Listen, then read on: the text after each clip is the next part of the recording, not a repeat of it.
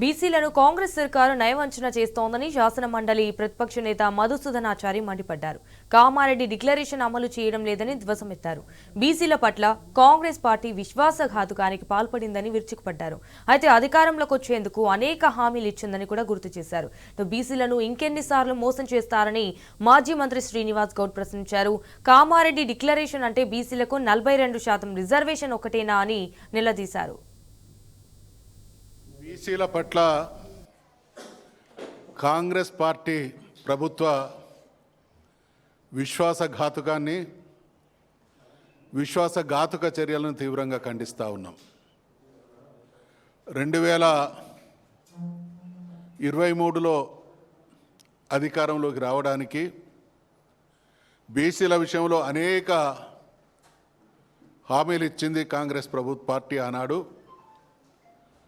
ప్రధానమైనటువంటి హామీలలో 42% రిజర్వేషన్లు బీసీలకు స్థానిక ఉద్యోగాల్లో తక్షణమే అమలు చేస్తామనేటువంటి హామీ. ఇవాళ 22 మాసాలు గడిచిన తర్వాత అనేక భూయిష్ట విధానాలను అవలంబించి ఆట ఎక్కడ మొదలైందో మళ్ళీ అక్కడికి తీసుకొచ్చినటువంటి నిర్వాహకం కాంగ్రెస్ పార్టీది, కాంగ్రెస్ ప్రభుత్వాన్ని. ఇవాళ కాంగ్రెస్ ప్రభుత్వం బీసీలకు న్యాయం జరగడానికి స్పష్టమైనటువంటి రోడ్ మ్యాప్ ఉన్నప్పటికీ దాన్ని రకరకాలుగా నీరుగార్చి బీసీల మనసులలో గుణపాలు దింపుతూ ఉన్నది. పర్యవసానాలు చాలా తీవ్రంగా ఉంటాయని రేవంత్ రెడ్డి ప్రభుత్వానికి, కాంగ్రెస్ పార్టీకి హెచ్చరిస్తూ ఉన్నాం. కాంగ్రెస్ పార్టీకి సూటిగా మేము అడుగుతా ఉన్నాం, ఇంకెన్ని సంవత్సరాలు బీసీలను మోసం చేస్తారు? కామారెడ్డి డిక్లరేషన్ అంటే కేవలం 42% స్థానిక సంస్థల రిజర్వేషన్ మాత్రమేనా? పోనీ మీ దృష్టిలో అదే అనుకుంటే మరి మీరు చేస్తున్నది ఏంది? ప్రెసిడెంట్ ఆఫ్ ఇండియాకు పంపినటువంటిది ఎక్కడ పోయింది? చట్ట సవరణ. తర్వాత మళ్ళీ ఆర్డినెన్స్ అన్నారు, ఆర్డినెన్స్ ఎక్కడ పోయింది? తర్వాత జియో అన్నారు, జియో ఏమైంది?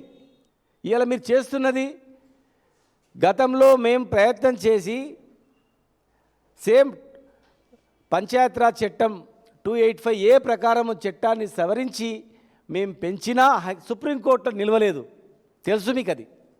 మళ్ళీ ఈరోజు మీరేం చేస్తున్నారు? సేమ్ అదే పంచాయతీరాజ్ చట్టాన్ని సవరించి మళ్ళీ మీరు పెంచుతున్నారు. ఒకసారి ఇదే జీవోని సుప్రీంకోర్టులో వాదించినా గెలవనప్పుడు అదే సుప్రీంకోర్టు ఆధారంగా జడ్జిమెంట్ ప్రకారంగా మళ్ళీ 284 సెక్షన్ పంచాయతీరాజ్ చట్టం ప్రకారమే 50% లోపు రిజర్వేషన్ ఇచ్చి ఎలక్షన్ పిలిచిన తర్వాత ఇది సాధ్యపడదు, ఖచ్చితంగా చట్ట సవరణ చేయాలి, 9th షెడ్యూల్లో చేర్చాలి అని చెప్పి దేశంలో అనేక రాష్ట్రాల తీర్పు ఉన్నా, సుప్రీంకోర్టు తీర్పు ఉన్నా, మీరు ఏ ధైర్యంతో ఈరోజు జియో ద్వారా మీరు ఎలక్షన్ పోదామని చెప్తున్నారు?